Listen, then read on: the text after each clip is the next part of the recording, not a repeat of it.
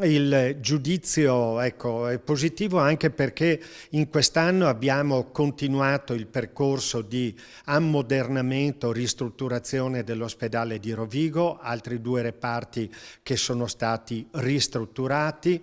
Abbiamo investito molto in tecnologia, 3 nuove TAC tra Rovigo e Trecenta.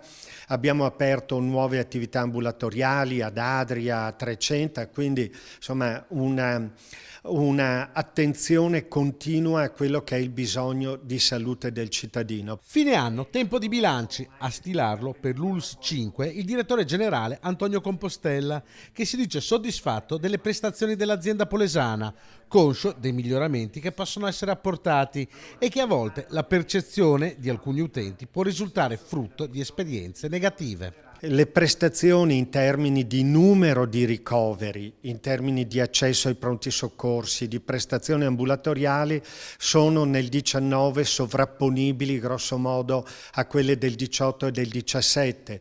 Vuol dire quindi che c'è la fiducia del cittadino polesano nei confronti delle sue strutture. 10 i milioni di euro investiti in infrastrutture, 3 milioni in apparecchiature, 1 milione per gli aggiornamenti informatici.